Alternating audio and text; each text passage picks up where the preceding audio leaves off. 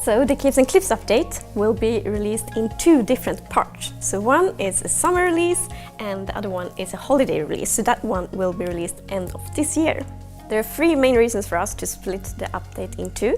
The first one is quality, the second one is technical complexity, and the third one is super important and it's team health.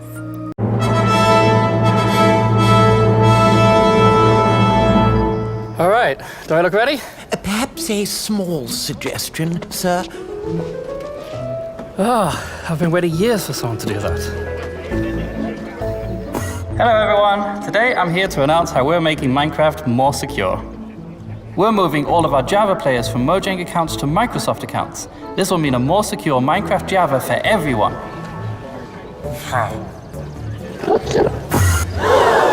Trust me, this is a positive move, and nothing you like about Minecraft is going to change. Any questions? Dinnerbone, we represent the modding community. Will this mean no more Java mods or custom skins? Of course not. You can still make custom skins and mod Minecraft however you like. Did you mod his answer? No, that was his actual answer. Dinnerbone, I lead the armies of the PvP community. We demand to know how this will affect PvP. It won't. Then we are satisfied and shall leave immediately. Nathan, how do I move my Java account and what's the meaning of life? Great questions. I'll just cover the first one. We'll have a follow-up video in the coming months that explains how to migrate your account and an in-depth guide on Minecraft.net.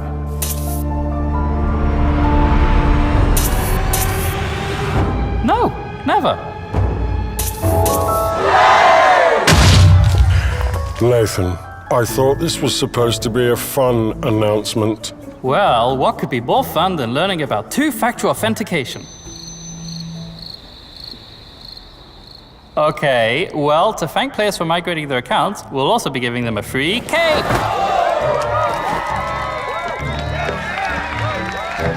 Hey, don't forget about all the security features and all the benefits of migrating. It's not just a cake!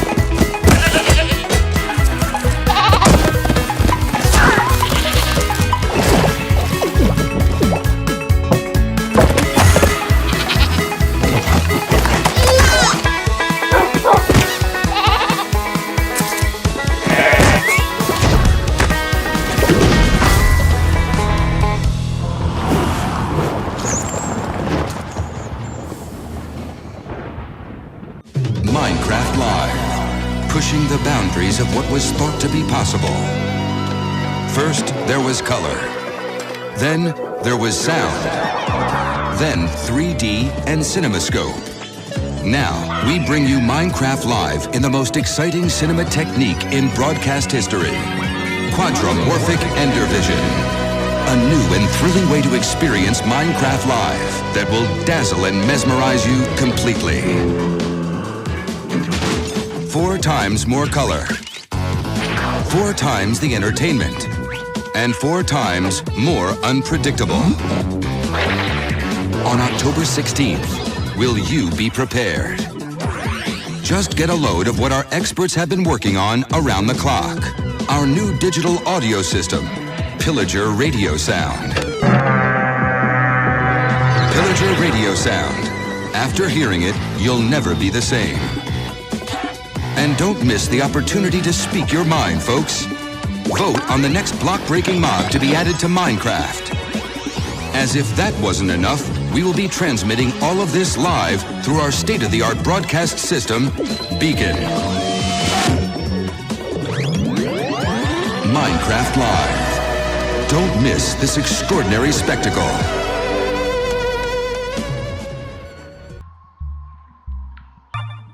Hello? You're so cute! Are you lost too? I don't like the darkness either. Yikes! It's too dark in here.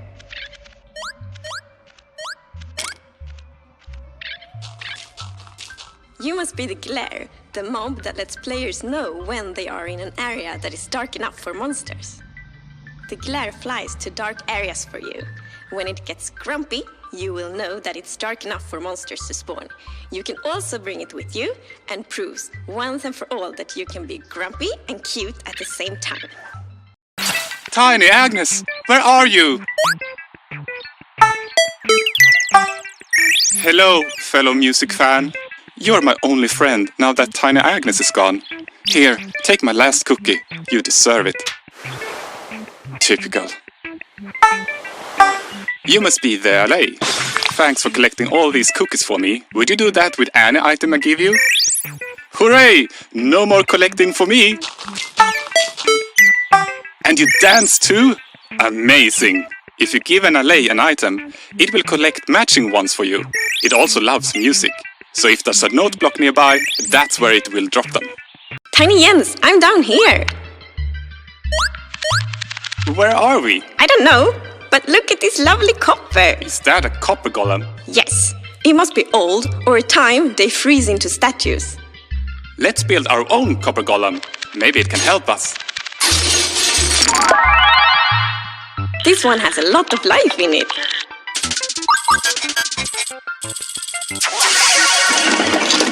We're saved! The copper golem is a mob that you, the player, can build yourself. It oxidizes over time and loves to randomly press copper buttons. So, they would be added to the game as well. Will they make it to the show on time? Did they save any cookies for Tiny Boo?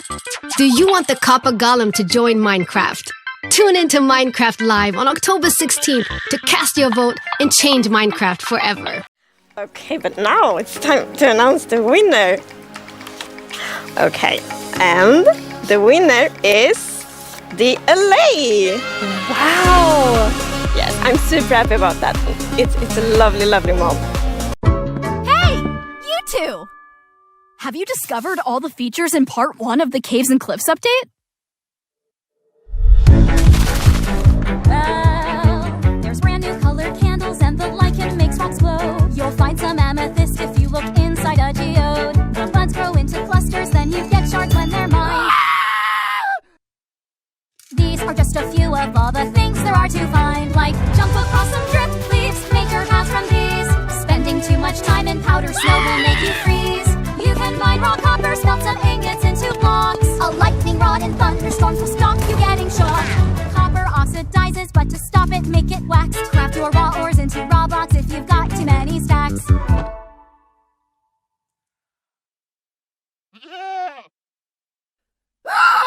You can find axolotls in the water underground. Put them in your bucket, you can carry them around. There's glowsquids way down here, they fill their caves with light. Make a sign using their ink, make the glow frame super bright. There's dripstone blocks and deep slate versions of the ores. There's so many things here to explore, and there's so much more. Next update is called the Wild Update. Ancient cities. That's awesome. I can't wait. Oh, wow.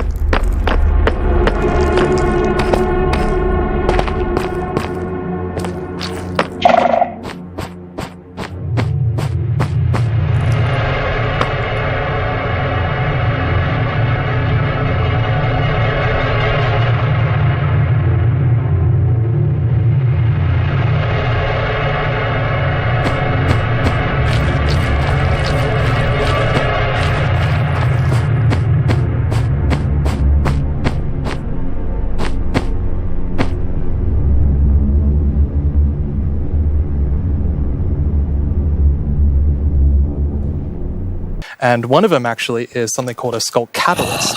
And the main thing about the skulk catalyst is it's actually what causes the skulk to spread.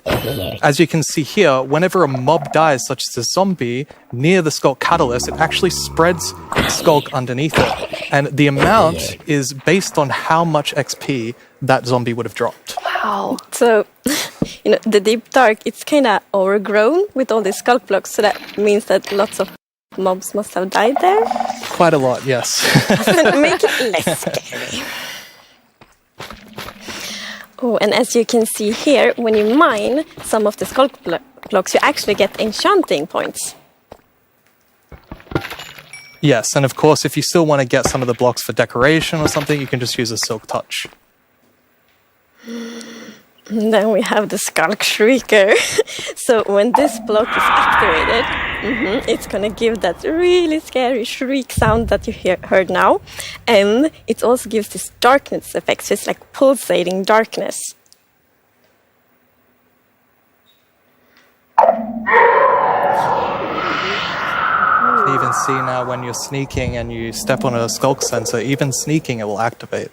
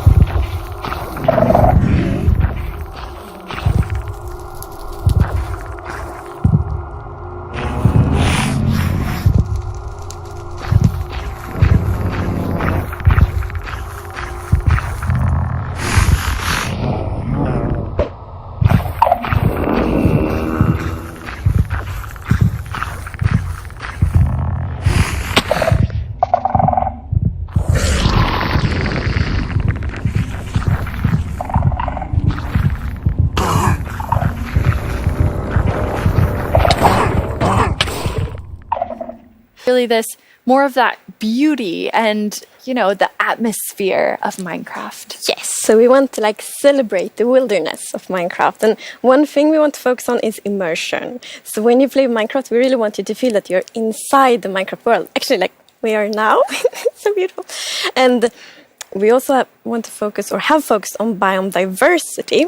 So we want to find a unique identity for different biomes. For example, the birch forest, as you can see in this beautiful concept art.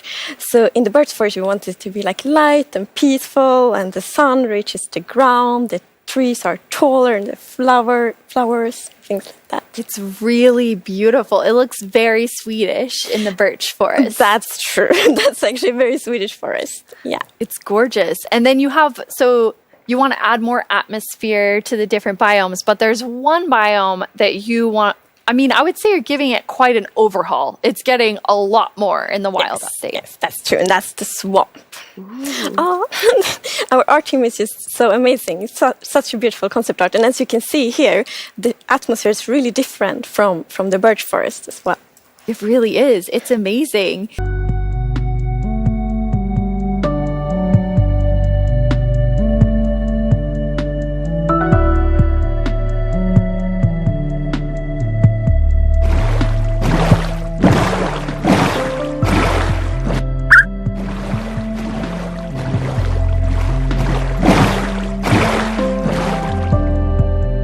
So as you can see here, this is a propagule, and propagules grow from mangrove trees. They're actually ready to grow mini mangroves growing from the mangrove. And you can see here, the mangrove tree grows propped up on root blocks. It has vines hanging down from the leaves. The propagules are actually growing underneath the leaves. They actually grow from the leaves themselves. And I really like how the propagules are looking here. And okay, I'm just gonna nerd out on propagules for a minute. Okay, so in real life, the propagules grow, like I said, from the mangrove tree. And then when they fall into the water or like let's say they fall into water, they could float for up to a year before they plant themselves in the like water, underneath the water or on land, wherever they happen to land. And mangrove trees themselves are actually amazing for like local ecosystems, fighting climate change, for local communities. They're just super trees, and I'm really, really excited that we're adding them to Minecraft. From the community, like, will there be a new wood type? and therefore we're so happy that we were able to add a new wood type for the mangroves. And look at it, I think it's really pretty. And you also don't see like all the blocks here. It's gonna be like a full set for the wood types. It's gonna be like doors and trapdoors and so on. That's gorgeous. I love it. I'm so excited about mangroves, but I just need to mention another thing. Because we decided to go with like really big roots, and I think those are so cool. And we actually prototyped quite a lot back and forth, and it was a bit tricky to decide how the roots should look like, as you see in this picture here. But now I'm so happy that we went with the like multi-block roots, because for example, when you like go with a boat and then you can go under the mangroves, and I think that adds such a nice feeling to it. Yeah, like in this picture, it's really nice atmosphere. That's beautiful. I really agree. And like when I was testing, I really loved that feeling of like being underneath it, being like this huge feeling. And I wanted more. I wanted to be surrounded by mangroves. So I was like, why don't I just make a mangrove swamp biome where I'm completely surrounded by them? So as you can see in this video, walking around, you're just completely surrounded in the mangrove swamp. It's just mangroves as far as the eye can see, just like in real life. And you have all the mangroves propped up on their roots, growing in the water, so you can take your boat underneath like Agnes likes. And you're just completely surrounded by the awesome beauty of it. It's so beautiful. Oh, and I mean, during sunset, every time I was testing, I would actually like pause the day-night cycle just to watch the sunset in the mangrove swamp. It was super beautiful. So you've actually added mud to do something really cool. Yeah, so we're adding really cool renewability mechanics to mud. The first of which is if you take a dirt block and pour a water bottle on it, then you can get more mud. And then the other one is if you take your mud block and you stick it on top of the dripstone, it will sort of like drip the water out of the mud and eventually dry it out, which turns into clay. I love the renewable clay. Like, I always need more bricks. So perfect. Yeah, your local mason isn't going to be super happy with you though. That's actually true. I have this one mason, it's diamond tier mason in my village, and I always trade with them. You're taking a villager's job. They might be a bit upset now, but still renewable clay. Yeah, it's really, really cool. And you're also using mud to make a new block. Yes, we're also adding mud bricks. So mud bricks are a really, really exciting like building block. And as you can see here, the brick texture is actually different than the other stone bricks that we have in the game. So they're sort of smaller, more compact, but it is really cool like to build with. It matches a lot of different block sets, and I'm really excited to build with them. Roaming around, adding a lot of ambience to the swamp, making it feel just nice and cozy at night, but really my favorite part of them is just making the world come to life, like feeling like there is life going on all around you. And oh yeah, also they're frog food. Yeah, forgot to mention that. They're frog food. Poor fireflies. Yes. Yeah, but look how happy that frog is. Yeah, and they're beautiful frog food. So you can both enjoy them in the atmosphere and the frogs get to eat. So that's, you know. Everybody wins. Once again, you deliver on the promise of cute and derpy with the tadpoles. We do. Yes, and you can pick them up in a bucket. Yes, and that's actually extra helpful for the tadpoles, because we have frog variants, and when a tadpole grows up, it will pick a variant depending on the temperature in the biome it grows up in. So for example, if it grows up in a really cold place, it's going to turn into a snowy frog. Yeah, as you can see here. So the frogs have kind of like two main systems. One is the tadpole system, and the other one is the cold-blooded system. So the frogs are like the first cold-blooded animal in Minecraft. And in real life, there actually are frog variants that pick a color depending on, like, or they adapt their color depending on temperature. And we wanted to have that in Minecraft. We wanted to like Minecraftify it. So therefore, the tadpole's going to pick a variant instead, depending on the temperature. That's so cool. And there are 3 variants. Yes, it's going to be 3 variants. Okay, so we've seen 2. What's the third one? The third one is the tropical frog. Yes.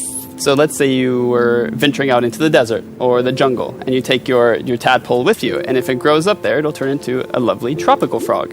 And what I really love about the tropical frogs is how just relaxed they look, and they're like blending into the sand almost. They're just so relaxed, just chilling there. Yeah.